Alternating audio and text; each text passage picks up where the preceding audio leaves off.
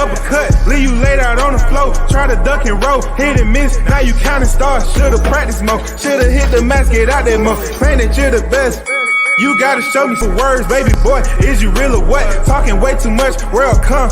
Back sports, talking way too much, world come. Back sports, talking way too much, world come. Back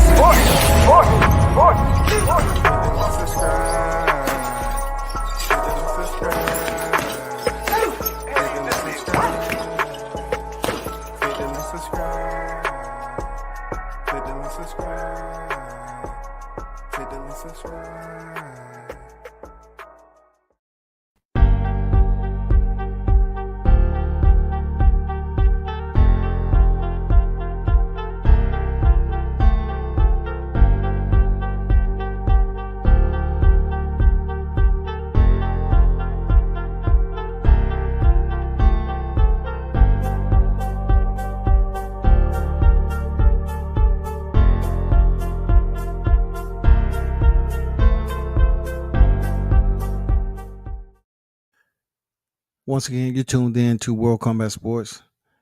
A big shout out to everyone that's in the building, man, and everyone who support the channel. You know what it is. We back in here on deck. Hot topic as always, man. Of course, we have multiple topics, but I want to start it off by sending my prayers out to John Page family. If you don't know John Page, aka Batman, that pretty much was on everybody's live. You know what I'm saying? At one point in time, he was on everybody's live. You know what I'm saying? Most notable is when, the Bill Haney, Gary Russell situation. I mean, Devin Haney and the Gary Russell situation was going on. And he was like, the middleman for weeks upon weeks upon weeks, trying to debate as if the fight was going to happen. I mean, he was on everybody's live, but from what I'm being told, man, he was gunned down. He was gunned down in a bad way. Over there at the DMV, Washington D.C. And it's just you see somebody one day and then the next day gone. I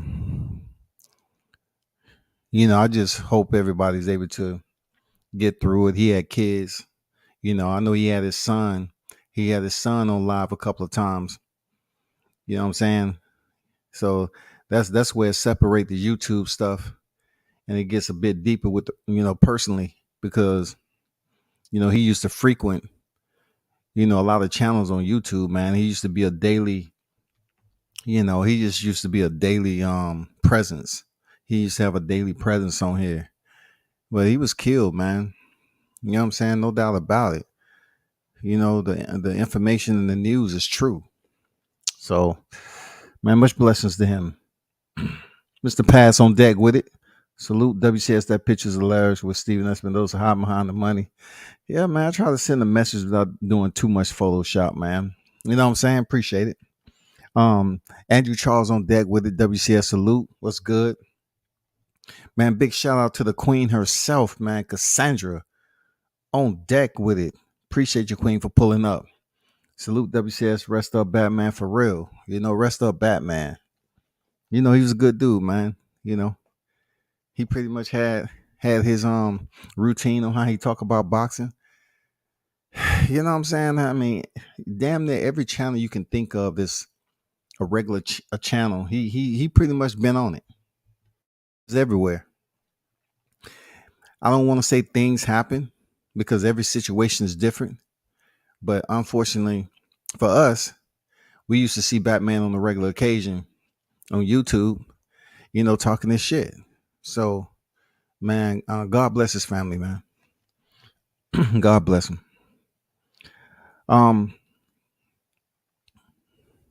You're looking at the thumbnail. We all seen what happened. Okay.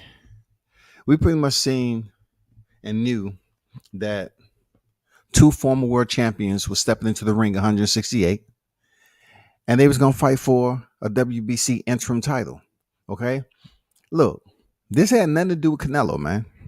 This had everything to do with David Benavidez going in there and winning against David Lemieux. David Lemieux walking through, splitting the ropes, walking in that ring. He only had 4 losses. He had only been stopped twice.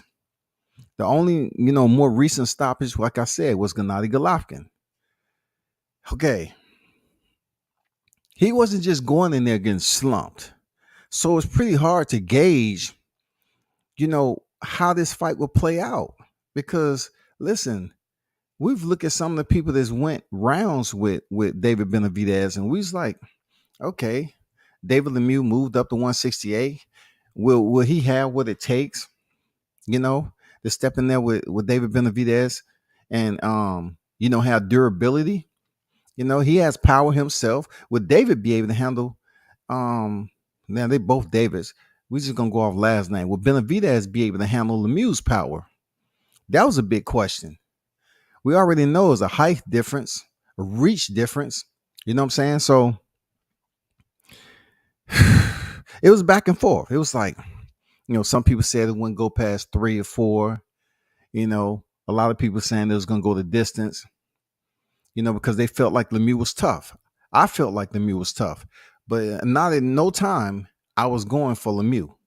I knew David Benavidez had what it takes, the entire package, to go in there and disperse a Lemieux. That means whether he was going to go to the final bell or he was going to knock him out. But what we seen happen in 3 rounds, y'all, he decimated him. He destroyed Lemieux. When he hit him with that left hook, the amount of attention that he was giving Lemieux was just vicious. Like, goddamn, he hit the man with 7 straight hooks, dog. He hit the man with 7 straight left hooks. I'm saying to myself, what the hell am I watching? Like, David has some underrated speed with his hands, man. I was impressed with those 3 rounds. Lemieux went in there and I can't go in there and say, well, he was a weight bully and all this shit. This had everything to do with how he delegated his boxing authority. He imposed his will on Lemieux, and his hands, man, I swear to God, his punches, they had that extreme immediate effect on Lemieux. When he hurt him with that left in a second, Lemieux never really truly recovered from that. It was just only a matter of time. And look, I was surprised he made it out of the second round. Because Lemieux said, fuck that, man. I ain't no punk. I ain't no bum. And he started trying to fight back. He actually, said, you know what? I got to recover, man. I'm better than this. Damn. This dude is about to stop me in the first round. You know what I'm saying? He's about to stop me in the first round. So he came back in the second. He was much more aggressive. He tried to get his shit together.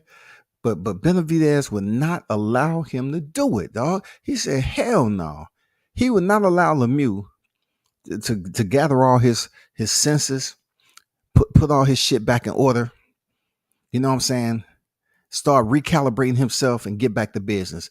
Benavidez shut that shit down and end up getting a stoppage. I was impressed with the 3 rounds.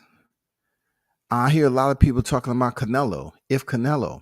This has nothing to do with Canelo, because Canelo just finished fighting Bivol and Benavidez just finished fighting Lemieux. All right. We all know that Benavidez is trying to get a fight with Canelo, Jamar Charlo. He wants the big names, man. Caleb Plant or Demetrius Andrade. But primarily, he wants that fight with Canelo. The fact that he went in there and stopped Lemieux the way he did, it's a lot of people going to be wondering if PBC is going to try to put a fight together now with David Benavidez. I'm serious. It just seems like, okay, we've been talking about the Crawford Spence situation. It doesn't seem like it's gathering any type of closure, even though both fighters say the fight gonna happen. But the way Benavidez look and the way he turns up the crowd and get them to tune in to his shit, Al Heyman might be there like, you know what? He's sitting in there in his office, dim lit, sipping on some whatever wine, some 1330, eat some cheese, crackers, and grapes. And he's looking up in that light bulb and saying, David Benavidez, he might be the next one.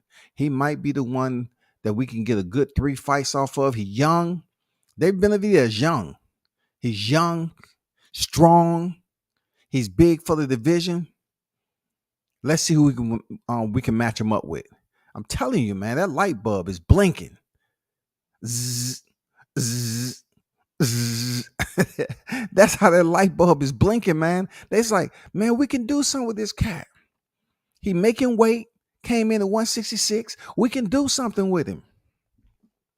I'm telling you, that's what they thinking. Alexander on deck, what's good? He said, what up? What up with you, man? I be who I be. Salute. What's good with you, bro? Lemieux a crazy dude. He didn't lose for lack of heart. Absolutely, man. You got to give it up for Lemieux. I like when two fighters go in there. You know what I'm saying? I like when a fighter like Lemieux, right? He had taken the punishment he took, and he was looking really bad, man. And he still tried to fight. Like, he still tried to, go to his arsenal and pull out his strongest weapons. Man, he tried that shit. It just wasn't enough. He connected with David Benavidez a couple of times, but David shook that shit off. Look, and did y'all see how he implemented the body attack along with that shit too? That's a problem. I'm telling you, man. Looking at this shit at 168, I'm telling you. I'm just putting it out there. It seemed like Benavidez to be a problem for Canelo right now. I'm just saying, man. I know a lot of people still riding high off Canelo. I know, man. But Benavidez body attack, Canelo's body attack, Benavidez hand speed, Canelo's power, Benavidez power. Man, this is a good fight right now. This is a good fight. This is a good money fight right now. They need to get Benavidez in the ring with Canelo Alvarez, man, and make that first defense of his middleweight titles against David Benavidez, the Mexican monster, dog. You just hating. It's just like we say about two black fighters. They act like they can't support both black fighters. Well, guess what? You're not going to have people supporting two Mexican fighters. Both of them pop dirty. I mean, come on now. How level do you want the playing field? David popped for coke and Canelo fought for clenbuterol. Popped for clenbuterol. You know what I'm saying? Canelo just wasn't the one losing his title. But, that's in the past. Benavidez lost his titles, and now he's WBC, 3-time WBC world champion. It's time for Al Heyman. I'm pretty sure he's in there thinking about it. Man, I think this fight will be perfect right now. Canelo's coming off a loss to Bivol at a higher weight class. Benavidez stopping Lemieux, which, of course, he's not one of those top 2 hitters, but still, he's a former world champ. So why not bring him to the damn table? Why not bring Benavidez to the table right now, man? Enough of the punishment. Enough of talking about he don't deserve it. Dude is bad. Benavidez is a bad freaking matchup for Canelo Alvarez, especially the way we seen him come off that match with Bivol. Shout out to OTB Boxing Class 101 in the building. What's good? Salute WCS Big Bro. Scott LaRock, what's good with it there, OTB? King Miss said, like I said, let me on his shit at 68. Credit due because he didn't quit like a went out on his feet. He did. He went out on his feet, man. The referee stopped it, TKO. But he's tough, man. I give him credit for being tough. But he was in there with the Mexican monster, man. He was in there with the Mexican monster, David Benavidez, dog. Did you see the hand speed? God damn. Man, he gonna be a problem. He gonna be a problem. I know Gilberto Ramirez is at 175. But man, I love to see him and Gilberto Ramirez go in a match of 175. I love to see that. But sticking to the topic, what do y'all think Al Heyman should do next when it comes to the 168 pound? Who else would you want to see right now? You can't say you want to see Charlo, because Charlo, man, it's nothing that we have to go off of with him stepping in there with Selecki to say he's going to give us that he's going to give us that check in the box that supersedes the name of David Benavidez. The reason why I say that is Charlo haven't moved up from 60 yet. You know what I'm saying? He hasn't moved up from 60. Benavidez is at 68. So being that he's already campaigning in that division, it will make it more of an even playing field for him and Canelo to step in there and Canelo defend his title for the first time. It'll allow Benavidez to get his big shot at Canelo. And it will also allow Canelo Alvarez to finally step in the ring with the champion that he never defeated when he was in the process of collecting his belts. Y'all know it's fair. Y'all know it's fair. Regardless he lost the titles or not. You all know it's fair. The man was a 2-time WBC world champion, super middleweight world champion. He should get his shot at Canelo, man. If Canelo don't fight David Benavidez, man, it's absolutely quack, quack, quack. You know what I'm saying? He goes on the Duck Masters Coalition, man. He goes on the Duck Masters Coalition. He might even take over the number 1 spot from Ryan Garcia. Benavidez threw 7 uppercuts in a row on Lemieux. Yeah, man, it was with bad intentions too, y'all. It was with bad intentions, for real. Like, I like what I seen. I like what I seen from Benavidez. He went in there and got the job done, and it was entertaining. Not only was it entertaining, man, people was like tuned in. People was tuned in to that fight, man. They was cheering. And people want to say, well, it was Lemieux. Just like Mitch is saying it was Lemieux. But yet and still, being that it was Lemieux, was on a 5-fight win streak, he went in there and dispersed of him like he was supposed to. He didn't have trouble with him. Man, he looked strong in that motherfucker, dog. Benavidez, man, he kind of, I wouldn't say half step. He took his time. You know what I'm saying? He was in second gear in the first round. He didn't come out the gate blazing. But when he did turn it up, man, he turned it all the way up on Lemieux. And he made a statement. Because when he landed that punch that initially hurt that left hook, man, Lemieux went back. I mean, he was visibly hurt. But I have to give him credit. Like, let's give him credit, man. That we didn't think he was going to make it, into the second round after being hurt in the first. Then for him to make it through the second round by trying to fight and battle back, it was too much, man. Just look at how long Erickson Lubin took punishment for Sebastian Fundora, right? That was at 154.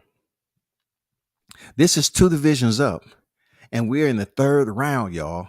The 3rd round. Only thing is that we can see on Lemieux is blood. We don't really see any severe swelling. We don't see any damn center hematoma, center mass, right below the bridge of right above the bridge of the nose. We don't see none of that. We just see blood. So you think to yourself, like, what did they see? The referee must have said, damn, Benavidez is landing some hard shots on this guy. You know what I'm saying? He landing some hard shots. I mean, this fight can't go too much further. And his corner was concerned. You know what I'm saying? They probably looked at it and say, God damn, this is the monster that Mike Tyson was talking about. It was good shit, bro. I just want to see what PBC is going to do, man. The only fight they need to make in that division for Canelo Alvarez, if they can negotiate, because Canelo is not signed with PBC. So If they're able to somehow, some way, I don't see it happening. Without getting off topic, I don't know where they're gonna. Canelo just turned them down, right? So if he's gonna go over there to Gennady, I don't see how they're gonna come up with the money and still give us the Crawford Spence fight. This is definitely a fight that can only happen in 2023. Real talk. I think this is one of those fights that if they really gave a damn, they can make it at the end of the year. But contractually, whatever they got going on with Triple G, I don't give a fuck. But I really want to maintain some type of focus on Crawford Spence in hope that that fight happens at the end of 22. That's why it's hard for me to sit up here and talk about PBC even trying to negotiate and throw that money out there to Canelo for him to accept it, because he's already passed up Marchello and he passed up Errol Spence on the back end. But also attached to that back end shit was David Benavidez. He was attached to that. I don't know how much a priority of attachment he was in. Was Spence first, or they was gonna throw David Benavidez first? If he got past Marchello, I don't fucking know, dog. We just know it needs to happen right now. This fight needs to happen at the end of the year, and there's no way that Spence Crawford is gonna happen at the end of the year, and Canelo Benavidez is gonna happen at the end of the year. I don't see PBC coming out like that, dog. Unless they're gonna pay Crawford and Spence, $5 million a piece flat fee. Nothing on the back end. You know what I'm saying? And we know that shit ain't happening. I want to see Plant versus Benavidez. You know what? Mitch, after looking at last night, Canelo stopped Caleb Plant. He stopped him in the what? 9th or 10th? I think Benavidez, that fight wouldn't even go past 5 rounds with Caleb Plant. The reason why I'm saying that, Mitch, is that, like I told everybody, I have 2 separate interviews. Caleb Plant said, I interviewed Caleb Plant in Vegas, and I interviewed Caleb Plant in Nashville. It may be more than 2. But he said David Benavidez was the easiest work at 168. He don't like him at all. At all. You think he did that shit with Canelo? He really don't like David Benavidez. He said he was the easiest one at 168, but yet we never seen it come any closer than him just saying, "Okay, let's go." He hasn't even took the step and try to bring the fight to fruition, man. So I don't think the fight go the distance with Caleb Plant, and I definitely don't see Caleb Plant stopping Benavidez. And I like Caleb too, man. I like Caleb. He only has 1 loss, man. He ain't no bum either. I don't give a damn what nobody talking about. Just because he was having a conversation with Canelo, he ain't a bum. But I know him and David Benavidez will be a good fight. In between time, if Canelo chooses to fight Triple G, and it's at the end of 22, and then maybe Benavidez fight Plant, but that's like so far fetched, because from what we heard, he's supposed to fight Anthony Durrell, right? So we don't know what the fuck is going on. Bruce Gas, Boxing, Jazz, and more. Salute, OG. How you feeling, bro? Say salute, Scotty, my brother. Salute to you, brother. How you feeling? Canelo should fight Benavidez because he's an undefeated contender in his division, not because Benavidez effed up and lost his title twice. I can see where you're going with that. I mean, I know I didn't. I see what you mentioning. It wasn't anything prefaced off what I said, because I never said he should fight him because he lost his title twice. I did put it out there that he's the only champion that Canelo never faced while he was on his birth, to become super middleweight world champion, undisputed. That's the only champion he didn't fight. And look, we all know that Benavidez wasn't currently a champion when Canelo fought Callum Smith. But they did fight for Benavidez' old belt. Don't act like Canelo didn't try to scoop that shit up twice. He absolutely did. And he was able to go in there, slide into the WBO and slide into the damn IBF. And now he is what he is. I give him max credit for that. But he should fight Benavidez next. Nobody don't want to see no old ass antiquated Triple G. I definitely prefer Benavidez over Triple G, no doubt. Man, people forget Benavidez is young. Benavidez is a young dog. Triple G been full of shit ever since he lost Canelo, but I did think he won the first fight. A lot of people can go back and forth on what they believe and how they think and what they sing, you know, how they scored the fight. The fact is, it was a draw. And then, you know, Abel Sanchez spoke on that Mexican style, and Canelo pretty much, you know, turned up on him a little bit in the rematch. And he definitively, he won that shit straight, clear, cut and dry. Shout out to my guy, Deion Washington, man, out of Alabama. What's good with it, Deion? Benavidez versus Morrell Jr. should be next. I disagree, bro. I disagree, man. Man, y'all putting Morrell up there like Morrell's did something special. You know, you look, Deion, you say stay on code, man. I gotta stay on code too, because if I said that about Boots Ennis, you know what I'm saying? I gotta say it about Morrell. Though Boots Ennis has the number of fights, he's 29-0 right now. I understood. But when it comes to resumes, I said, just like I said for him, I say he hasn't fought anybody to put himself in position to interfere with the Crawford Spence. All right. Even though he's the mandatory, he's going to be that or whatever. It has nothing to do with it because Morrell is a 6-0 fighter, dog. It has absolutely nothing to do with how many amateur fights he had. Dude is 6-0. His resume is marginal. Where is all this coming from, dog? Why are y'all pushing this cat so tough? I just want somebody to know what do y'all see that he's ready to step in there against that monster? I like David Morrell too, man. I got a little video of him when I saw him in Vegas. You know what I'm saying?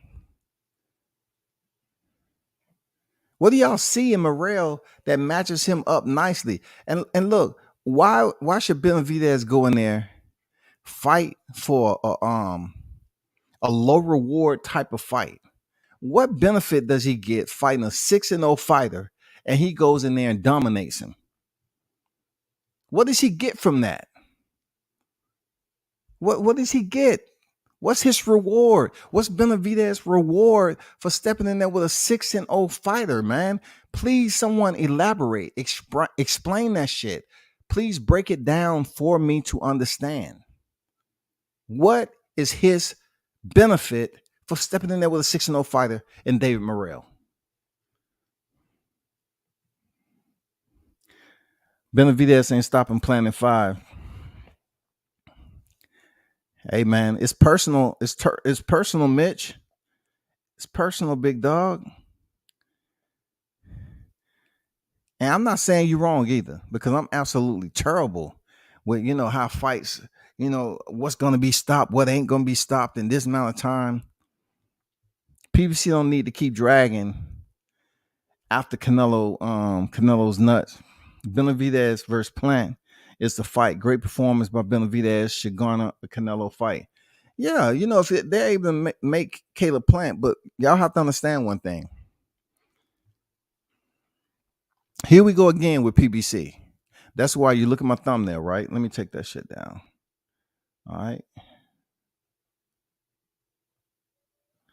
You look at my thumbnail, it comes down to money with PBC. Now, outside the fact of what Tom Brown let out to the public, we're trying to see Crawford Spence money. It's a money fight. Now, let's just say Canelo has a Triple G fight. All right. And now we can focus on Benavidez and Caleb Plant. Caleb Plant was paid 10+ million for his fight with Canelo Alvarez. Now, David Benavidez goes in there and he has a title. He has a WBC interim title. He hasn't made no 10 plus mil like Caleb Plant. So now it comes to a money issue with two guys who absolutely don't like each other. All right, who absolutely don't like each other. And you know what? I'm going to put it out there that I believe that Caleb Plant is going to make it extremely difficult for David Benavidez because he absolutely don't like this guy. He doesn't like it. And, you know, as much as he was saying that he's the easiest fighter in the 68, he don't believe that shit. You know why he don't believe it? Because he knows it deep down inside. He know David Benavidez is a big dude. David Benavidez will give him mad problems, and he's going to give him much more attention than Canelo did. That's facts. Absolutely. That's the truth, man. Benavidez is going to give him way more attention than what Canelo did. He's not going to have time to carry on the conversation with Benavidez. He's not gonna be able to ask him shit, because if Benavidez is that close, the only talking that's gonna be is from his gloves, man. His gloves is gonna be doing all the speaking. It's not gonna be anything else. It's not gonna be no space, no distance. It's not gonna be a moment of amicable freaking relations going on and shit, where he gonna say, "Hey, David, how you like it so far, man? Hey, I know we had our differences, man." No, pop. They were gonna say, "Shut your ass up and box." I saw that shit happen in Canelo. I ain't Canelo, goddammit. Canelo gonna speak with his hands, man. And we all know if the way Benavidez speaks with his hands, that's just a different language.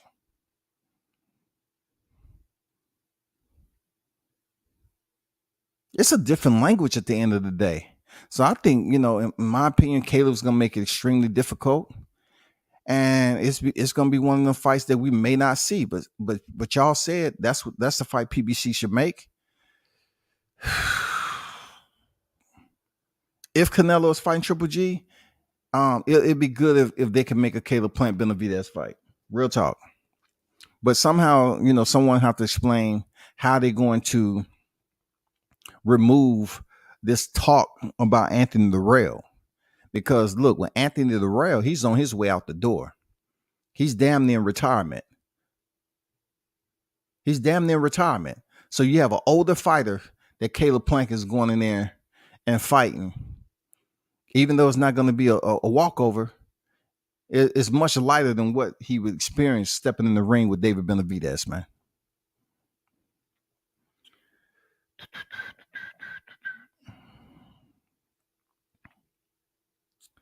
Plant sharpest for the first 6 rounds. Okay. According, if he has a certain type of opponent that's going to allow him to have that space, yeah, he can be sharp. But let's be honest with ourselves. There's no way we can compare any of his opponents, even Canelo, to the energy and the pressure that Benavidez put on. We can honestly say that Benavidez's hands is, first of all, Benavidez and Canelo have two different fighting styles. First of all right, they both flat-footed. Second of all, then when it comes to hand speed, we have to give Benavidez his love on that. I think his hand speed is much quicker than Canelo's. When it comes to power, I have to give an edge to Canelo, especially when it comes to the body attack and everything. But in this scenario, I truly don't know if Caleb Plant, if he's not given that, just little window, of that little space to just, take that breather or whatever. If David Benavidez is right there in his square, close quarters fighting, and he's able to land punches early, and Caleb Plant isn't able to move around the ring like he was doing against Canelo Alvarez, it's going to be a problem, man. Because you're talking about a guy who has hand speed and he goes to the body just like Canelo. 7 hooks. I mean, we all seen Benavidez's hand speed, dog. Let's not fake the funk. There's nobody gonna sit in this chat and tell me that his hand speed, Canelo's hand speed, is faster than David Benavidez. Cassandra said, I agree with you, WCS. Appreciate that, Queen. Appreciate you. Being boxing news on deck with it. Benavidez beating up everyone in 168. Yes, I'm ready to put my money on Benavidez. That's the Mexican monster, bro. For real. Man, Benavidez and Ennis competition are equivalent. David just happened to be a former 2-time champ. Look, that goes, you have to understand one thing. Ennis has not been a champ. He didn't become what did he come? What champ did he become by fighting, but by defeating Mr. Checkout himself, Custio Clayton? What belt did he pick up? So when you're talking about competition, at a certain point in David Benavidez's career, he fought for titles. Who did Ennis beat for titles? He's just recently removed from Thomas Delorme, a guy who was on a 2-fight losing streak, and he goes in there and stops him. He gets no credit for that shit. And then he fights Custio Clayton. Yeah, the title eliminator is great. But bro, you have to give Benavidez the edge when it comes to where he's at right now and what he rate. You can't sit up here and say Ennis and motherfucking David Morrell is in the same boat. They going down river and they deserve to. They don't deserve to sweat and go up river no more. Send them down river and then, drop them off at the bank where David Benavidez is at. How does David Morrell deserve that shit? Now, I gave you a whole breakdown from the ranking of 15 all the way up to number 2 for Boots Ennis. Who did he fight in between that? Who's the best fighter on his record so far? Sergey Lipinets. That's the best fighter.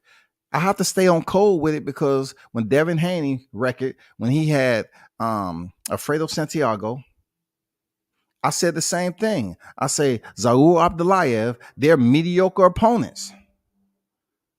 They're mediocre opponents. And then he stepped in there. He got Gamboa. And then he hit Jorge Linares. He hit Jojo Diaz. And then he about to step in with George Cambozo.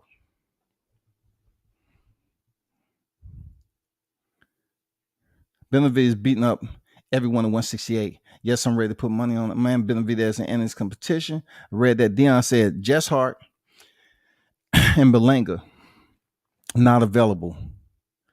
Who else is it to fight? Morrell Jr. In-house. And with that same logic, we can't say Rolly did anything to deserve the Tank fight. Well, you have to look at it this way, Dion. Okay? Boots Ennis hasn't fought for an interim title. He's the IBF. He's the IBF, right? He's in the slot for the IBF. Dave Morrell, he had the opportunity that somebody gifted him to fight for the WBA regular, and he took advantage of it. Okay? Let's look at the ranking systems. Let's look at the ranking systems right quick. Because when it comes to Rolly Romero fought Jackson Marinez for the WBA interim title. So when you say he don't rate to be in there with another champ who's the WBA regular title, you know what I'm saying? Like, why not? You know what I'm saying? He fought for the WBA interim title and he beat Jackson Marinez in a robbery. Tank, WBA regular title holder at 135. So let's go to, because we're talking about David Benavidez for the WBC. So we go to the WBC, right? The WBC, we have number 1, David Benavidez. Number 2, David Lemieux, which he dispersed. We have Pavel Sayagin, Caleb Plant, Christian Billy, Anthony Durrell, John Ryder, Daniel Jacobs, Jess Hart, and Vladimir Shishkin. Okay. All right. You explain to me or enlighten me on where is David Morrell in the WBC network. David Morrell is next door with the WBA.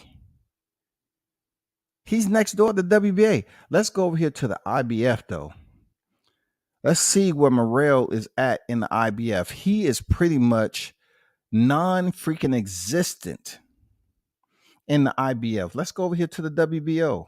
Where's David Morrell, man? We need David Morrell to pop up and show us where he at. Where's his fighting hole at? So David Morrell's fighting hole resides only with the WBA footprint, dog.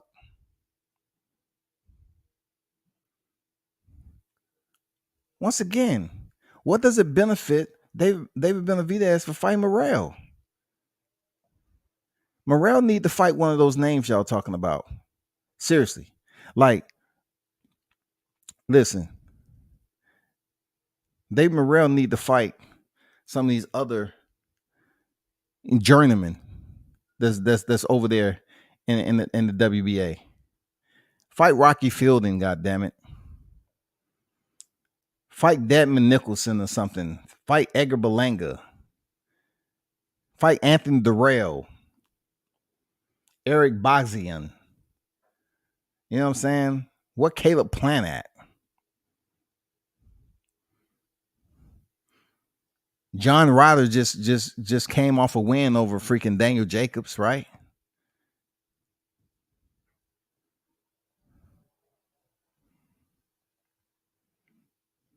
But y'all hit the like button, man. Appreciate y'all putting your comments in there. You know what I'm saying? Appreciate you. King said, Plant made 10 mil versus Canelo, but he won't make anywhere near that versus Durrell. After that, he'll come back down to earth and Benavidez fight can be made.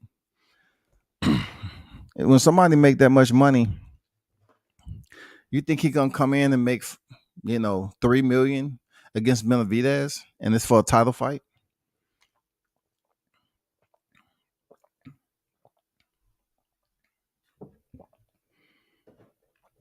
Once again, the difference when it comes to Caleb Plant, he's ranked number 4th in the WBC. He's ranked number 4. So he has ranking identity in the WBC sanctioning body. When it comes to Morrell, well, we have something called Durrell, but I don't see a Morrell in the WBC. I see Anthony Durrell at number 6. But we all know how they can throw people, like they did Sergey Derevyanchenko. If they really want to, they can shift them over there. No problem. Sergey Derevyanchenko failed twice at the IBF, Mandy, and then they threw him over there and made him the WBC Mandy. So, God damn it, if they want to take Morrell and throw him over here in the WBC in front of some people, they can do it. But I can guarantee you this. He is not going in front of David Benavidez. So he has David Lemieux. He has Salyagin, Caleb Plant, Kristen Billy, Anthony Durrell, John Ryder, Daniel Jacobs, Jess Hart, and Vladimir Shishkin. So, but and sitting at number 11 is Billy Joe Saunders. You know what I'm saying? He got to fight somebody. He's a WBA regular title right now.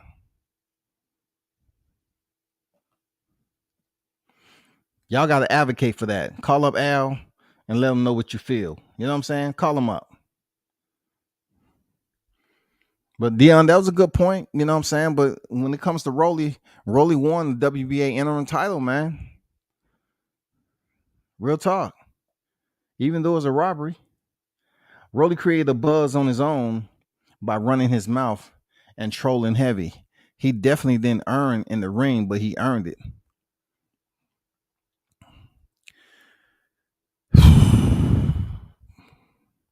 I'm just trying to find the words to, summarize what Rolly actually did. Because we can all agree in his last fight, he wasn't all that.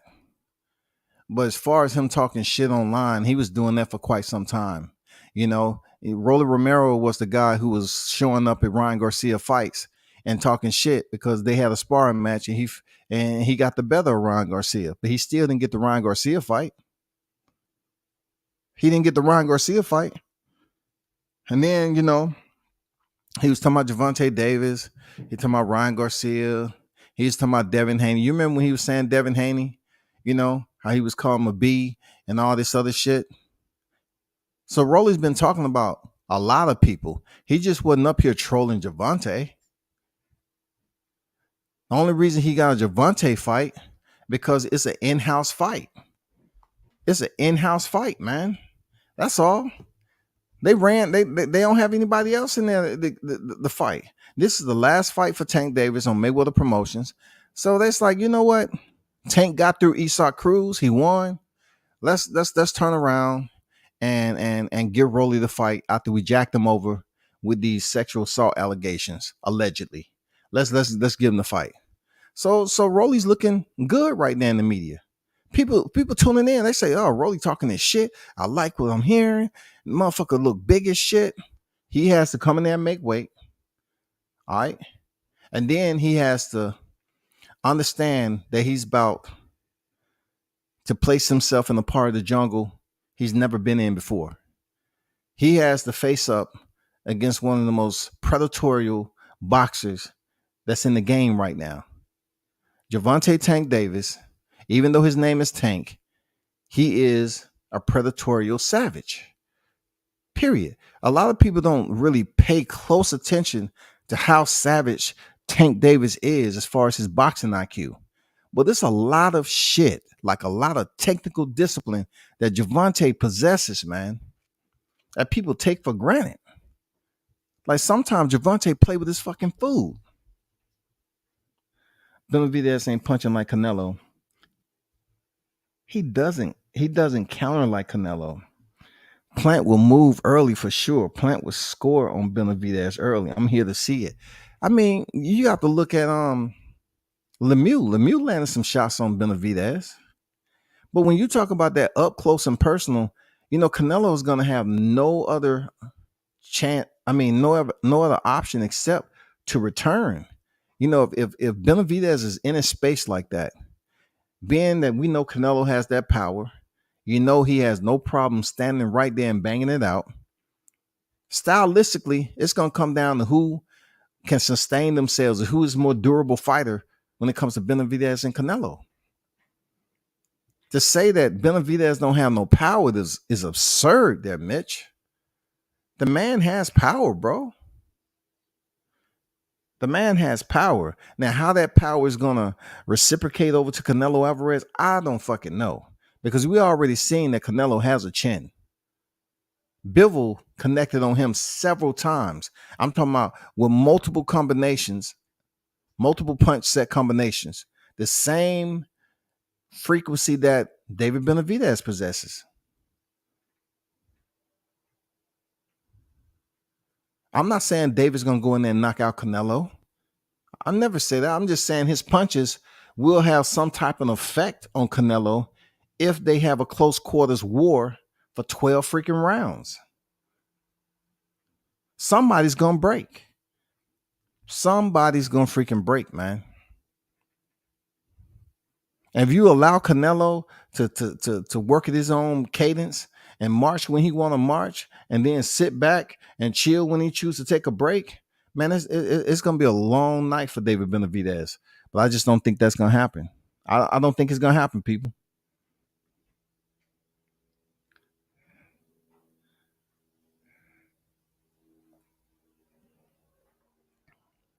Benavidez has the edge because he held the belt twice. Other than that, the competition is damn near equivalent with Ennis.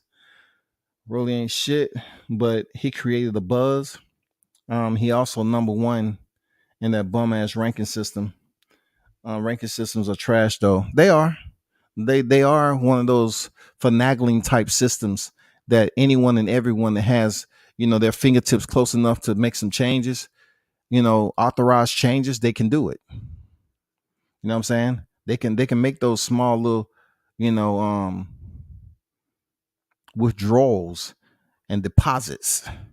You know what I'm saying? They put them little hidden fees. You know what I'm saying? The hidden fees. They able to put that shit overnight when everybody's sleeping. It's 2:00 in the morning. These motherfuckers in here changing the damn ranking system.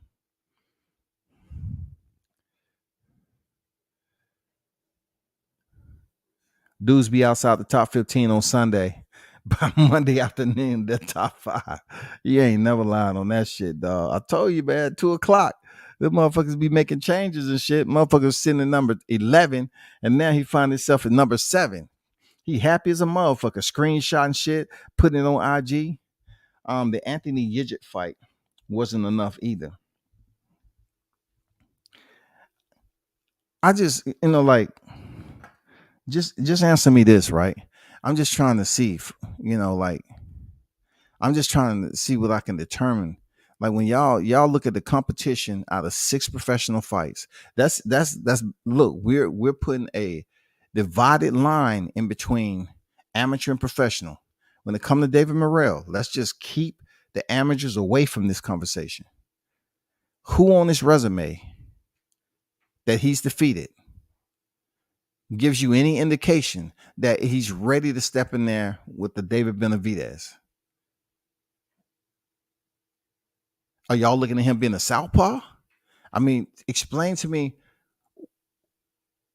what provisions are y'all looking at to say, you know what, David Morrell, he's ready. With only 6 professional fights, he's ready. Where do y'all get that at? I want to get educated, please. Just educate me. What do you feel?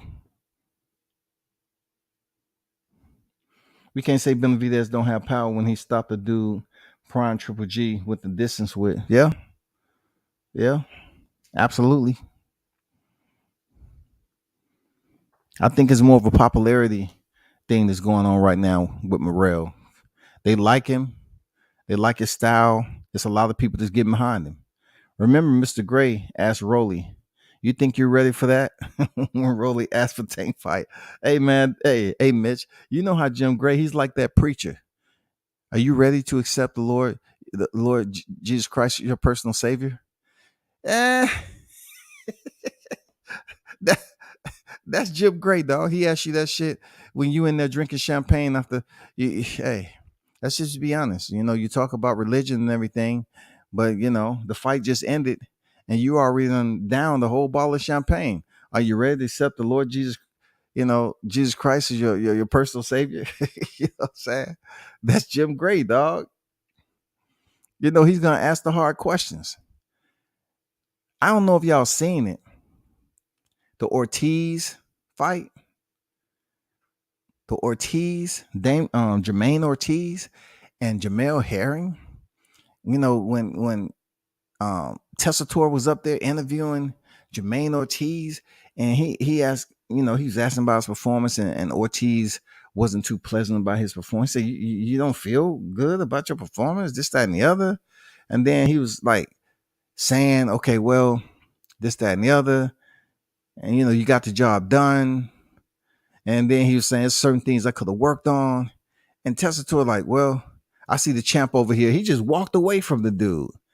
I was like, damn, that was just okay. He was like, man, you ain't sure of yourself, and you just be the former world champion, dog.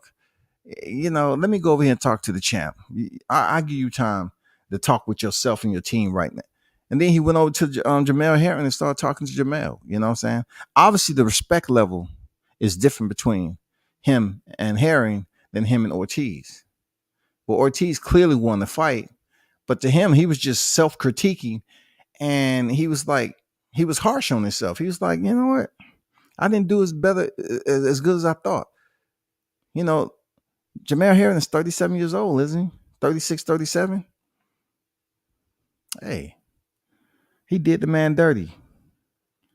He pretty much said, you know what? You stay over here and you sound, you continue to be goofy. I'm going over here and talk to the champ. You know what I'm saying? I never said Benavidez don't have power. I said he ain't punching like Canelo. He don't punch as hard as Canelo, in my opinion. I mean, that's, I never said they had equal power.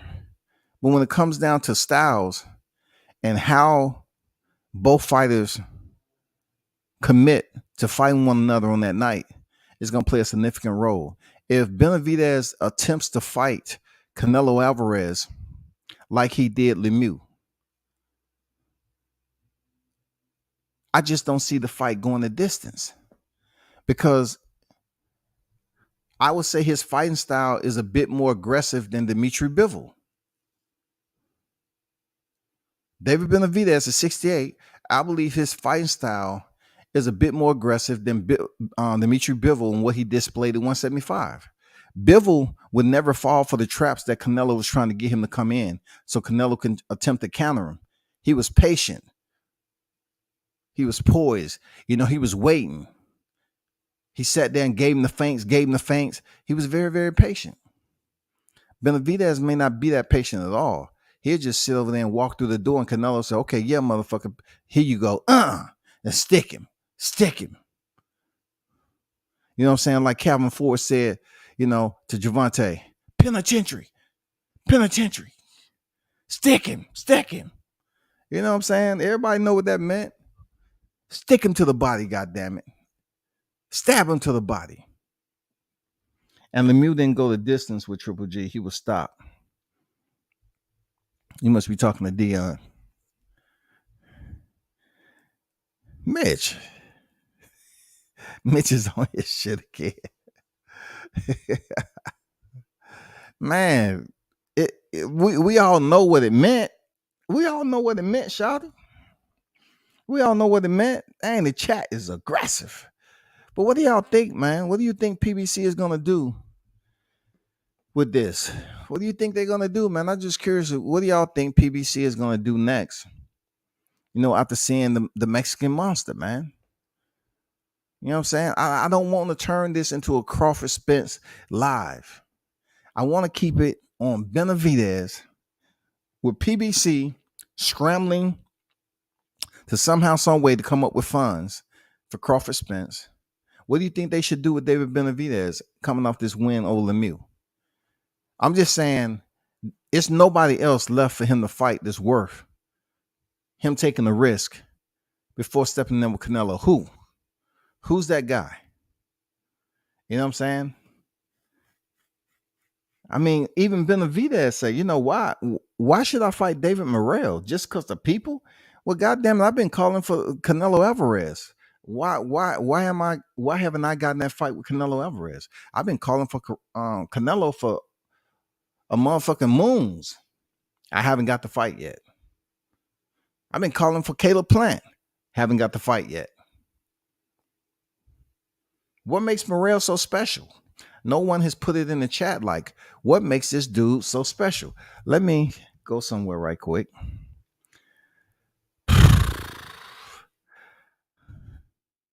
I want to see what is the glorifying factor that you all look at David Morrell from a distance and y'all see that light. You know what I'm saying? Y'all see that beaming light. What are y'all looking at? You know what I'm saying? Let me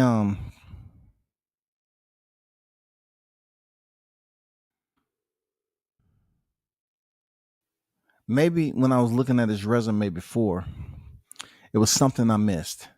24 years old, so that may be a reason that he's close to age as David Benavidez. Okay, he's close to the age, but y'all might be thinking that we've kind of getting the Canelo and Dimitri Bivol type link up. But anyway, he's Cuban. He's a southpaw. 24 years old. Go down to his body of work. He's coming off of Calvin Henderson. I mean, he's about to step in there with Calvin Henderson. He's coming off with Alontes Fox. He stopped him in 4 rounds. December 2021. So June 4th, which is next month, he's scheduled to step in there with Calvin Henderson, who's 15-1-1. Let's go to Calvin Henderson's record. And he's a brother. Shout out to Calvin, man. Shout out to Calvin. Calvin has fought Robert Burwell, stopped him in the second. He lost to Isaiah Steen. That's Isaiah Steen that's up there at Soul City in Cincinnati. Tevin Anderson has a win. Justin Baseman, he has a KO stoppage, round 2. He had a draw against Pilana, and he doesn't even really have anyone that's worth anything, but he is 15-1. He does have more experience than David Morrell, and he's an orthodox fighter, 31 years old, alias Hot Sauce. You know what I'm saying? He has a total of 17 fights. And then you go to Morrell, he has a total of a whopping 6. You know what I'm saying? He's fought a total of 23 rounds, and Calvin has fought a total of 68 rounds. And that's who he's fighting next. And that's right around his wheelhouse, too. That's good. Like somebody like Calvin. Fight somebody like Calvin, man. Seriously, fight somebody like Calvin. Let me see. Let me look over here. I could have sworn I saw. Yeah, Calvin Henderson is ranked number 11th in the WBA at 168 pounds. He's ranked number 11. So that's, it's in his sanctioning body where he's a WBA regular. And it makes sense. Real talk. That makes sense, don't it?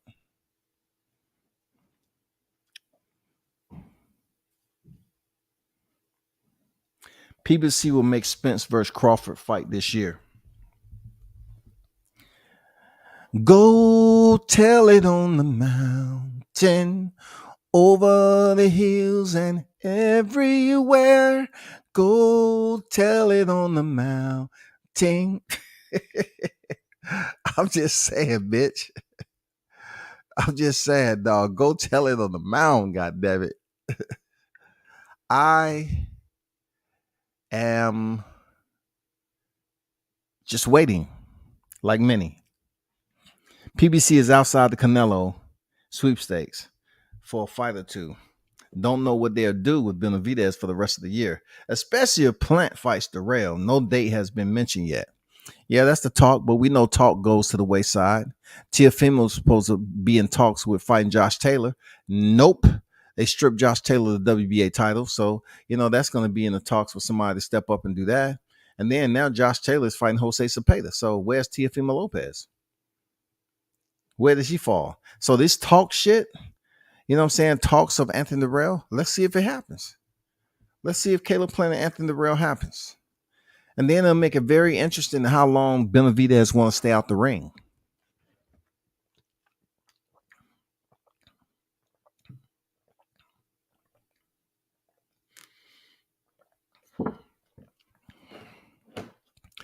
How long is Benavidez going to stay out the ring? Because Andrade's hurt. All right. It's slim pickings now. Andrade's hurt. Caleb Plant supposed to be locked in with Anthony Darrell. Why not David Benavidez, though? Like, you said he was the easiest fight in the 168-pound division. That's before Canelo got there. You know what I'm saying? So he still haven't fought. I don't know, man. It's going to be very interesting who David chooses to fight next, because we don't have a clue when Marcharlo is moving up to 68. That would be a good fight. That would be a good fight. Just think about it. If Marcharlo moves up to 68 and defeats David Benavidez, you're not going to be able to tell them Charlo's nothing. Like, one half of them, you can't tell shit now. Real talk. As much as I don't like Mel Charlo as a man, and that covers the sport, I have to give him his props. I have to salute him for the performance. I was entertained. He went in there and stopped him. He stopped him, bro. I think he stopped him around before Tony Harrison. Then he stopped Tony Harrison the 11th, and he stopped Castano in 10, I think. I'm not sure, man. I be looking at other shit too, BJJ shit and motherfucking MMA, But goddamn, if Mar Charlo goes up there and finally commits to fighting David Benavidez, it'll be a good conversation. But right now, I don't know, man. It just seems like he's playing catch up right now again. You know what I'm saying? Because Mel is the one who started boxing first, and then came Mar Charlo. It wasn't a significant gap, when it comes to the calendar. But I'm just saying, Mel Charlo came in 07, and his brother came in 08. But when it comes down to what he was able to do to the Argentinian, then imagine Mar Charlo going up there and beating David Benavidez, man. You won't be able to tell motherfucking anybody who resided in Texas that the Charlos ain't from Texas. You ain't gonna be able to say shit. Yeah, they is. Yeah, they is. They are from Texas. Nigga, stop hating. I saw you put that Lafayette, Louisiana. I'm telling you right now. You better take that shit down. They've been over here long enough. They Texans, dude. Well, when you look at their box, I don't give a fuck what they box rec say, nigga. Take the shit down. Man, stop hating on them. They from Texas, dog. Okay, I was just saying what box rec says. That's all I was saying. If Mar Charlo decides to commit, that'll be a good fight. But we know that ain't gonna happen. He got Selecki in the shoot, and that shit ain't happening. So pretty much anybody of significant importance that's stepping in the square with Benavidez is going to be 23, dog. He's going to be 2023. All the big names are taken. Canelo's supposed to hit Triple G. Caleb Plant, Anthony Durrell. Andrade's injured. Jamal Charlo. He doesn't know if he's going to ever move up to 68 anytime soon. He say he want to fight Benavidez. That sound like cap. And then we have Calvin Henderson. He's set to face the people's favorite fighter. David Morrell. I mean, all the big names, it seems like is goddamn taken, unless they want to put Daniel Jacobs in there, or who else can we do? Who else can we throw in there? I mean, it's slim pickings, man. For somebody we want to see, it's slim pickings. Seriously, it's very, very slim.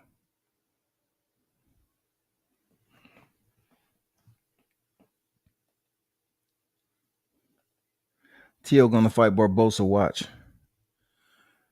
He need to fight somebody up there. He need to fight somebody.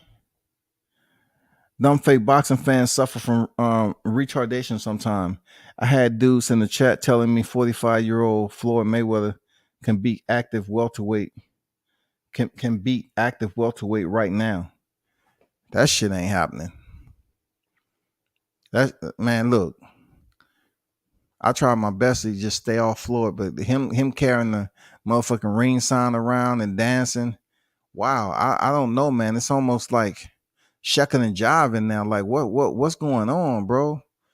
Like, you are TBE. What are you doing? Are you just having fun? What's going on? Like, you taking the ring card and dancing around the ring, give it back to it and dancing. The girl's like, what is going on with this dude? While your opponent is coming out the corner. I mean, you can never forget the fact that it was an exhibition bout. But as far as him stepping in there with some of the top names, let's just say Errol Spence and Terrence Crawford, I definitely don't see him beating those two guys right now. There may be some moments that he looked very, very good. And look, I'm going to tell you like this, Mitch. I can never look. I try to do side by side comparisons, but it's kind of unfair if I'm putting him in there, with a huge Logan Paul and saying that, he was still able to land punches on Logan Paul at a higher weight, but Logan Paul ain't no motherfucking boxer. So, I'll be pretty much making a fool of the narrative if I was to compare what he was able to endure against a entity as Logan Paul, because I just don't see him as a boxer. But then you take Floyd Mayweather dropping weight to 147, he's going to be much weaker and he's going to be much more susceptible to getting hurt, especially in there with somebody like Terrence Crawford. Especially with somebody like Terrence Crawford. You know what I'm saying? He can drop down to 47, look lean and mean, and he's not going to move the same. It may be a time that we see the same thing that we seen with Jamel Herring. Jamel Herring says he retired from the sport this weekend, and we actually seen his reactions just be absent. His absence was UA. I mean, I'm saying his absence. His reaction was delayed. It was tardy. It wasn't on the clock the right way. It wasn't clocking in right. And you seen shots that he should be able to get away from that he wasn't able to get away from. He still fought a tough fight. He tried. You know, he made it to the final bell. But I think with him, he felt like it really wasn't his age, but he just was saying that, you know, Ortiz was a much quicker fighter. Yeah, Ortiz was a much quicker fighter, but with that quickness, you weren't able to elude some of those punches that you seen coming. You seen the punch coming, and you couldn't do shit about it. I just don't see Floyd going in there against any welterweight. Even, I mean, Jaron Ennis, man. I just don't see Floyd, you know, being able to endure the work and the output and the pace that Jaron will put on him. Now, I don't know. It's something that's sketchy about Virgil Ortiz, though. You know, he gets hit a lot. It just seems a little bit of, you know, about him that Floyd may be able to toy around with him a little bit. You know what I'm saying? I don't know. And I'm not going to dare bring Keith Thurman into the equation. You know what I'm saying? I'm not going to dare bring Sean Porter into the equation. He retired. You know, it's just some fighters you just don't put in the same conversation as Floyd Mayweather. But when you come to Crawford and Spence, yeah, you can put them in the same equation that it won't go his way if he moved down to 47.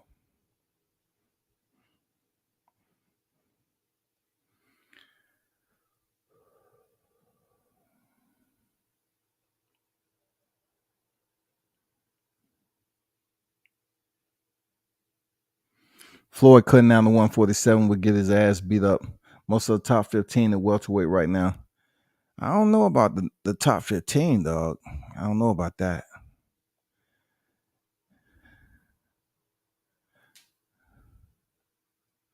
Rolly would be bigger and stronger than Tank, says Rayo from Valenzuela on Davis versus Romero.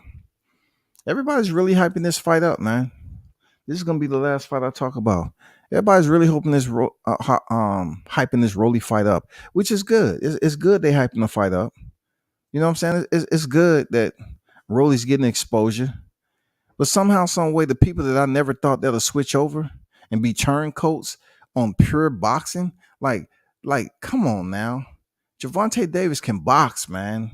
Now we're saying, okay, so did Sugar Shane Mosley. He was able to box too, but he ended up getting beat up by a guy that damn near boxes like fights like Rolly, Ricardo Mayorga. It's damn near you got Sugar Shane Mosley, who's Gervonta Davis, and you got Ricardo Mayorga, who is freaking Rolly Romero. Every now and then you have a stylistic matchup that's very unorthodox when it comes to paperwork. And it looks even worse when you see it play out in the ring, because you're saying, oh, take advantage of that, hit him with that, oh, counter with this. And it doesn't play out like that. I'm very curious to see what Rolly does once he gets touched with Tank's shot and he's able to feel it a certain way. Like, look, I have to also bring this up to the surface too. I have to grab this out the archives. I actually witnessed Dominique Brazil taking a smile when Deontay Wilder landed a 3-punch combination on him in the Barclays. He smiled. He said, "Oh, what do you think I was gonna do? I didn't go anywhere." And then, you know, I say 10 seconds later,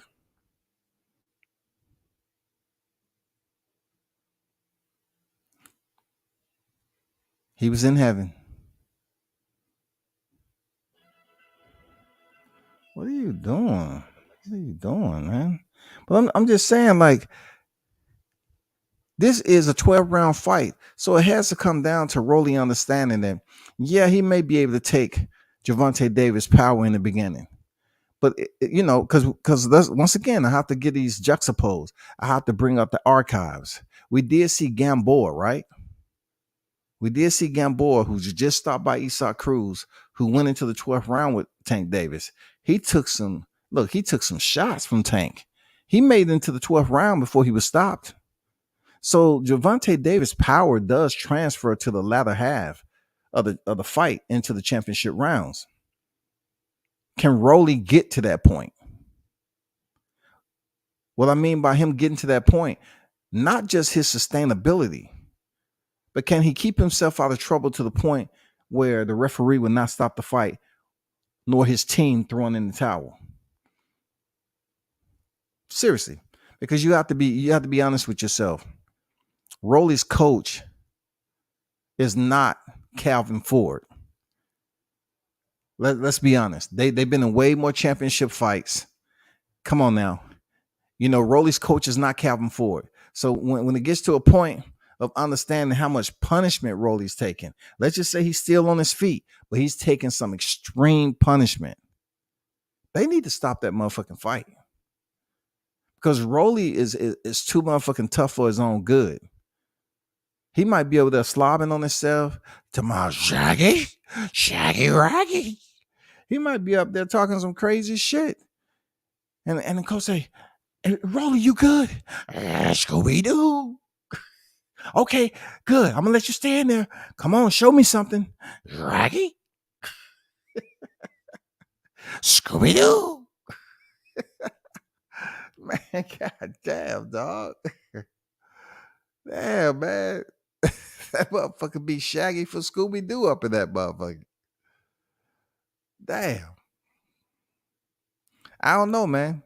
I think Rolly Romero just a little tough for his own good. I'm really looking forward to it'll be a good fight, but I do believe Rolly's going to be able to take something in the beginning. I do believe that he may pretty much go in there with the mindset that Teofimo had with George Cambozo. I'm telling you. I mean, it's possible for him to try to bully. I say this about George Cambozo too. That's what I think what he's gonna try to do to Devin Haney, because he ain't gonna respect Devin Haney's power. But for Rolly Romero, I think with him, he just feels like he's a bigger, stronger fighter.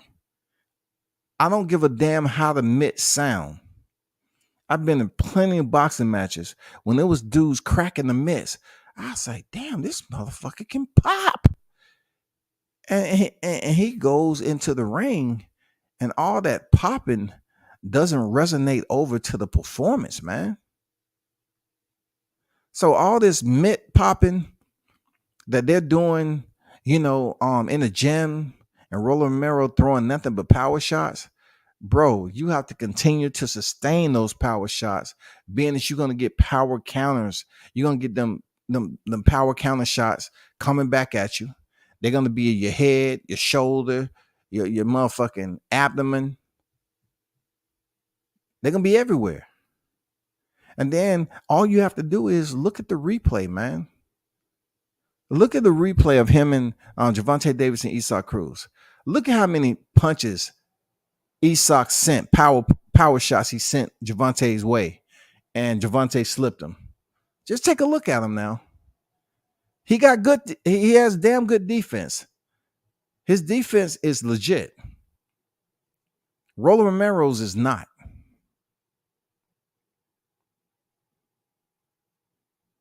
Rolly Romero's defense is not official, bro.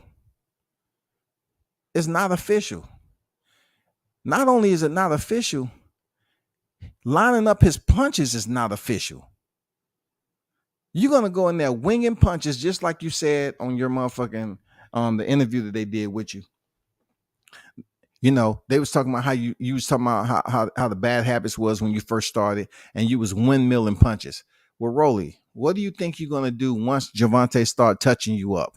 You're gonna go to your power, and with that power, you're gonna try to motherfucker disperse that shit by all means necessary. It don't matter. It's a straight down the pipe. If it's wide and looping, if it's overhead, you're gonna try anything possible to land your power. Anything. You don't care how it look. Javante gonna be touching you on the damn chin strap, and you're gonna start sounding like Scooby Doo, and it's gonna all go downhill from there, dog. I'd be surprised. I'd be surprised with the animosity both of these guys have. I'd be surprised Roller Romero isn't winging shots outside of the first round. I'd be surprised when Javante touched him up in the first round. I'd be surprised he's not winging shots, loading up on motherfuckers, just like Edgar Berlanga used to do. Just loading up on power shots, trying to knock Javante out. It's going to be a very interesting fight. It's going to be very, very interesting.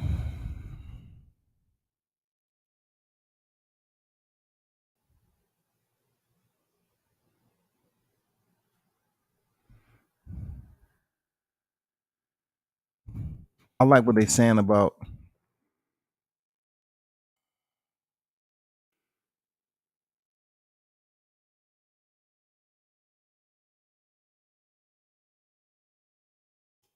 and Boats is saying that Devin definitely runs when he feel the power. Okay. Prove it.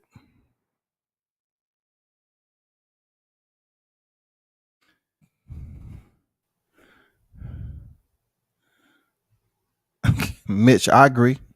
He said nothing about Rolly is official. I think it's one thing, that's official about Rolly.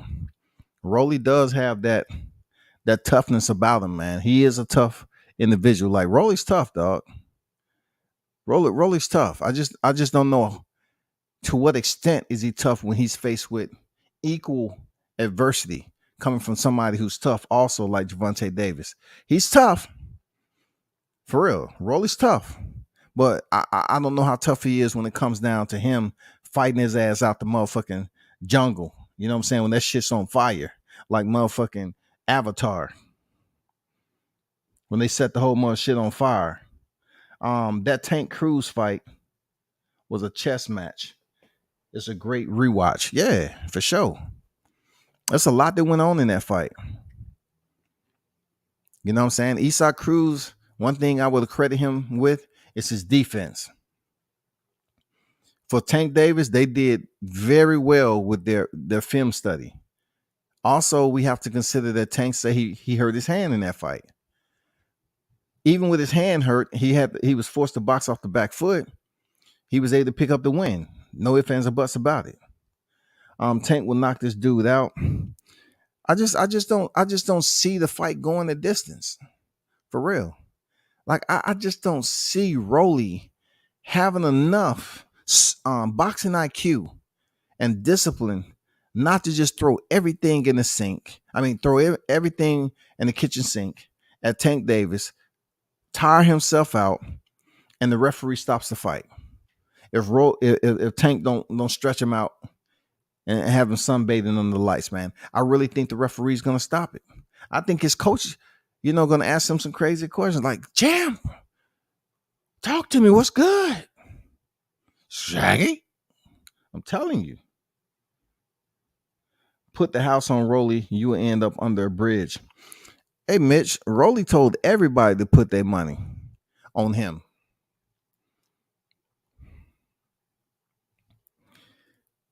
Rolly said for everybody to put their money on him. And when he says that, Mitch, you know who I think about? I think about Blair the Flair Cobb, dog. The people who put their money on Blair the Flair in his last fight. And he ended up getting stopped. He had us going on YouTube, man. He had us going, man. He was talking the talk, and we was just waiting on him to walk that walk. And he stumbled, and then he ended up goddamn falling on his face. And it was a wrap, dog. Rolling an Aqua fighter, but still standing there with Tank. He will, man. I believe he'll stand in there long enough until He just his body doesn't allow him any other options. I just think Rolly is that tough dude that early on he'll be able to take something from Tank. Like Tank is not a one-hitter quitter. Tank will break you down. He would kick the kickstand for real. He would cause you to be off balance. Because he has that power, man. He has that speed. I'm telling you, people talk about how I seen it with my own eyes, how Tank can take time off. He takes a little break if you let him. And then when he comes back full throttle, you have to be able to handle the violence that's coming your way, bro. That's where Tank excels. Like he wasn't able to do that shit with damn Isaac Cruz. That's one of the, the fights in a long time where he wasn't able just to take that little break and then come back firing. He was forced to motherfucking box off the back foot, stay at close quarters with Isaac, and box. With Rolly Romero, I think it's going to be similar until Rolly starts to fatigue and feels Gervonta's power. Then there will be a little bit more space for Tank to start working his magic. And once Tank start motherfucking working his magic, I'm just curious to see how Rolly's going to respond to it. That's it. I'm curious to know how tough is Rolly. Like, he's strong. He's a judo black belt. He's a judo black belt now.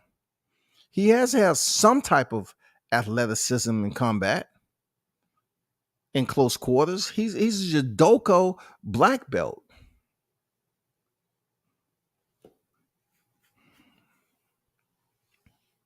Blair got punished. Yeah, man. Blair got destroyed. You know what I'm saying? Blair got destroyed.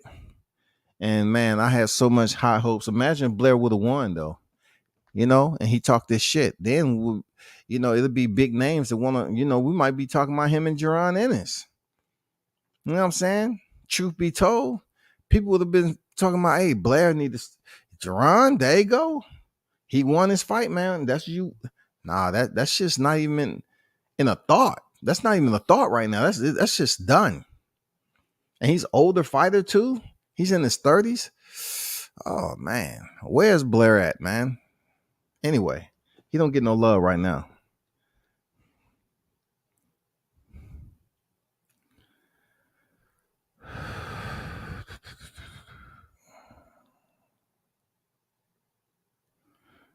This is an interesting article.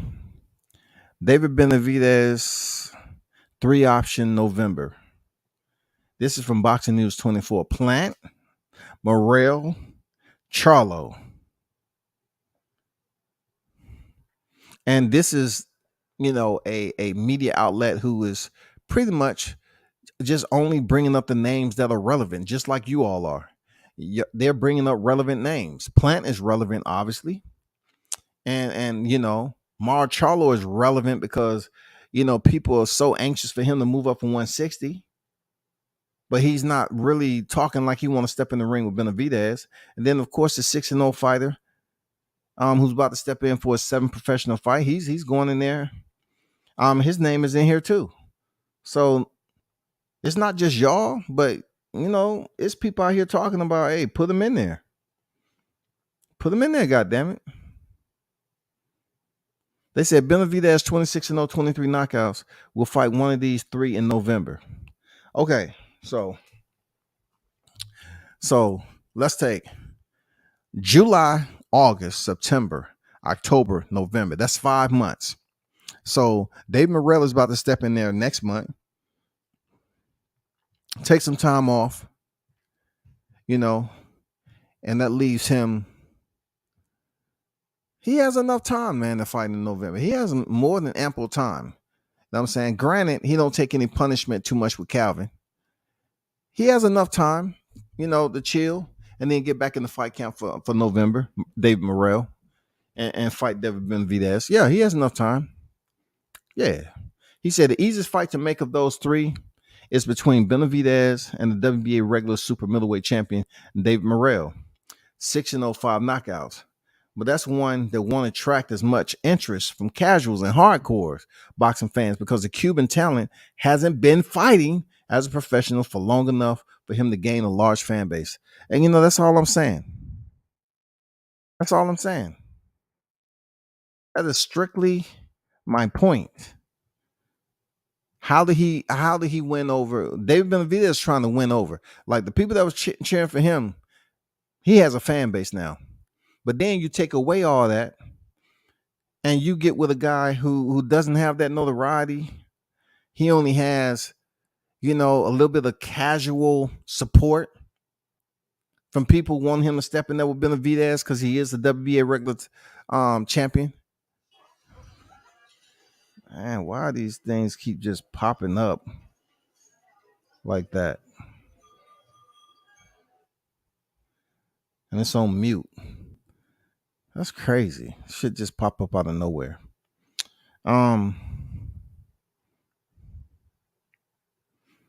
Benavidez said, "This is my job to knock people out. It was just open for everything I threw. I was using more body shots, but I should have used the jab a little bit more. It all worked out anyway," said David Benavidez to Fight Hype. When asked why he didn't use his jab more often against David Lemieux.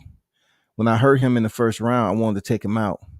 Benavidez continued, "I should have gone back to the jab. I felt like I started going back to the job more in the third round. You need to be mature in that sense." He's right.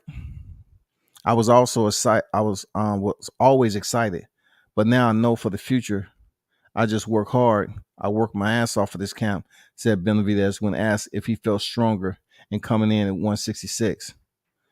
But yeah, I think that has something to do with it. When I came in here, I was 185, so I was still 20 pounds. But I work hard. It was a whole training camp, everything, the motivation that I had. Just seeing the crowd was crazy. I just wanted to get in a good fight and was happy about everything. Everything was perfect. So yeah, I understand where you're coming from with that. But you see how he said he didn't use the jab because he was excited? That's what we're going to see from Rolly Romero, man. Seriously, I think that's what we're going to see from Rolly Romero. "I had a game plan. I went in there and Tank hit me. Tank hit me with some good shots. I'm not going to lie. Tank hit me with some good shots. But in the gym, in the doghouse, I took better shots than that. But there's something that stung, just stung a little bit more from Tank." I was like, damn. I looked over my corner. God damn, this dude can crack. This dude can really crack. That's gonna be motherfucking Rolly, dog.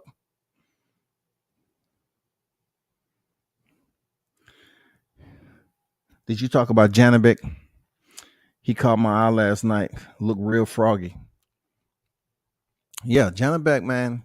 He looks solid against his opposition. Now, Andrew, we can't sit up here and play around like his opposition was just some killer. Janabek did what Janabek supposed to does. But I really can't sit up here and jump up and down and say, "Oh, well, he should be one in the name." Like, he looks solid. He looks solid, Andrew. But I have a question for you. I have a question for y'all in the chat. Did y'all see his back? Did y'all see Janabek's back? Why did he have all those pimples on his back? Dude looked like Vinny Pazienza when he stepped in there with Roy Jones, dog. Tell me I'm lying. Did y'all look at the dude's back and shoulders? Dude had acne for days. And we all know what that can come from, allegedly. I'm just saying what I pay attention to. Like, dude, what the fuck am I looking at? Why are you broken out so bad? He looks strong as hell, but why did your back look like that? Shout out, Coach. What's good with it, Coach on deck with it? Salute to you. Coach know what it is, man. I don't have to explain that shit to him. He already know, man. That dude had mad acne, bro. Like, what was the acne about? Like, were you cycling off some shit? Like, man, that stuff was obvious. That shit was obvious, bro. I'm not accusing him of anything. I'm just saying, dude looks strong, and I always take a look. I was like, that's one telltale sign. you have mad acne on your back. Now, I'm not saying he can't have, natural, you know, um, acne with age or whatever, but that doesn't give me that. Like one of my sons had acne, and it just didn't look like that. He not only had it on his shoulder, but he had it on his chest too. It didn't look as pimple like that. It was more so like a rash or something like. But his looked like dark, big pimples that he had, and it was from the top of his back all the way down to his waist. So he had to be it had to be something, man. It had to be something. But he got the job done. His opponent wasn't anything special to me. Yeah. Coach said Pez. Okay. You know what I'm saying? Okay. For real. Yeah, man. Look, Janabek went in there and did what he did. Everybody been mentioning Janabek.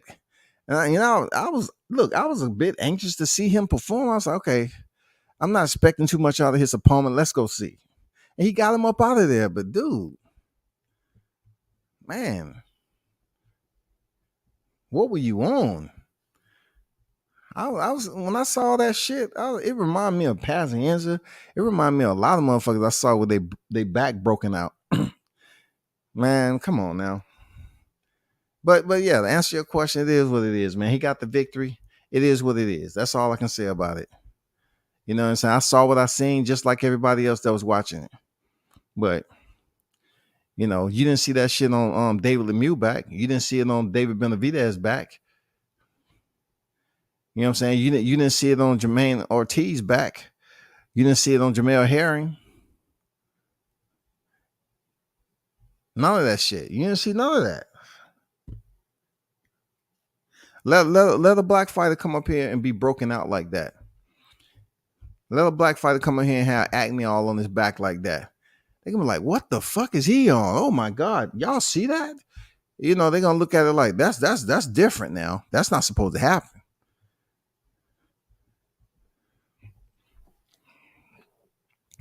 But appreciate y'all for pulling up, man. You know what I'm saying? I don't know if you heard, Coach, but once again, blessings go out. I'm pretty sure you heard by now that Batman lost his life. You know what I'm saying? He lost his life, man. He was gunned down. So I ain't know if you know, but I know it's plenty of time that you and the other cats on the panel, was talking with Batman and stuff like that. I know he was a regular on ETB a lot, but yeah, man, man, blessings to his family. It's tough, man. That's just tough, dog. You know what I'm saying? But yeah, R.I.P. Batman, man. Rest peacefully, my brother. Hey, and we're gonna talk, man. We have another fight coming up, this weekend and everything, and it don't stop. Shout out to Team Jahad Tucker. Jahad Tucker's gonna be stepping back into the square with a guy who has another winning record. He's stepping in there with some hitters, man. You know what I'm saying? He's already 7-0. He's going there his 8th professional fight. So the same energies y'all giving Morrell, y'all better start giving Jahad Tucker that same energy if he pick up this, this next win and come 8-0. Y'all need to start talking about him stepping in there in the welterweight division against whoever. You know what I'm saying? Y'all giving Morrell all this now. Jahad Tucker fought on TV his very first debut. 0-0, he fought on TV. And now he's going in there for his 8th professional fight. You know what I'm saying? So he's in that class of Xander Zayas, Nico Wash, all them guys who's coming up and they've been fighting on TV for quite some time. Not so much Xander Zayas, but I know Jahad Tucker, his debut was televised. He wore the LeBron James jersey. So yeah, keep your eye on the Jahad Tucker, man. They locked in over there. Shout out to Showtime, man. Shout out to Coach Tucker, his father, and everything. Yeah, that's just popping over there, man. There's a lot of cats that's over NYC should be covering Jahad Tucker. Real talk. Dude is a problem. He's a situation. He's a very talented fighter. They should be paying attention to him. Y'all trying to wait till the dude get all, with a belt and everything before you start paying attention. Dude is entertaining. Jahad's entertaining, bro. He's a very entertaining fighter. He can box his ass off too. And I don't even think Jahad's grown into his grown man strength yet. Don't let him turn the corner and get his grown man strength. I mean, it's gonna be a more serious situation than it already is. People ain't fighting anymore. Hell no, they ain't, bro. We just seen what happened in Buffalo, right? Like, people doing crazy things. People, they different, man. People are more inclined to basically commit the act of violence outside the box than you would expect them in certain situations. Like, they're taking more risk, they don't care, and they pulling triggers. They squeezing triggers, man. And down here, you already know what the law is. Down here, the law is you don't have to have a license to carry. That's all I'm saying. In Texas, you don't have to have a license to carry.